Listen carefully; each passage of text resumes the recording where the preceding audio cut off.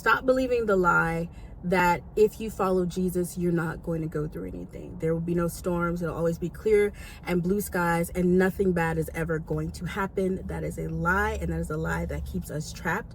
That is a lie that causes us to not handle things well, that causes frustration and doubt and fear to overtake us when we do go through things, because the Bible tells us that we are going to go through things, and it's to build character, perseverance, and all that good stuff. So you are going to go through things. So stop telling yourself that lie, because when stuff happens, we don't handle it well if we're believing, oh, because I'm following Jesus, everything is going to always be good all the time.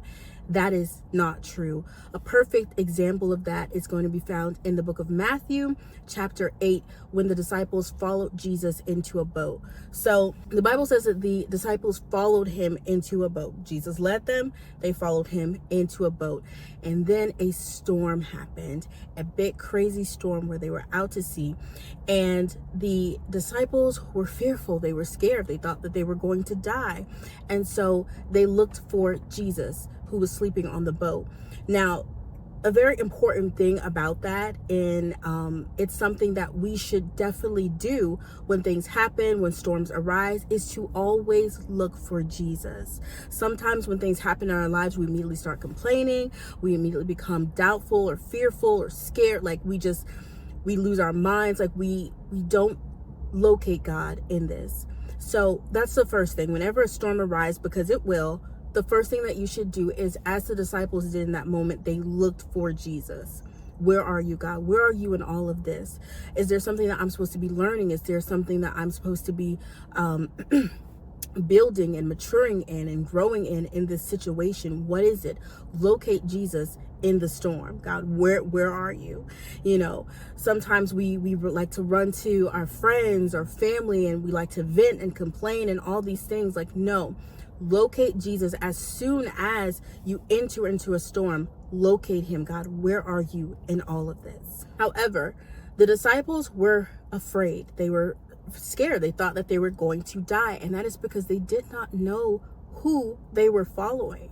They did not know. When they came to Jesus and they woke him up and they're scared, they're like, God, we're about to die. There's a storm. Jesus, said, you guys have little faith. Why are you afraid? Why are you scared? God is saying to you today, why are you afraid of this situation? Don't you know who you follow? Don't you know who you belong to? Why are you scared? That's what he asked the disciples. Like, why y'all scared? I'm on the boat with you. Literally, you're following me. You're safe. Jesus knew exactly who he was. He knew who he belonged to. He knew that the Father had sent him there for purpose. So he was going to fulfill that purpose regardless of what was going on around him. He knew that he was covered. He was safe. He was protected. Therefore, he knew that those that were following him was covered. They were safe. They were protected. So there was no reason for them to be afraid. But they didn't know the one that they were following, because it said that Jesus got up, he rebuked the winds and waves, and it was calm. It was peaceful. He did this with his voice. He knew the power and the authority that he had, that his voice carried. And so when he did this, the disciples were like, what in the world? It said they marveled. They were in awe. Like, what in the world? Who is this? That he has the power to control the elements? Like, what is this, right? They didn't know who it was that they were following.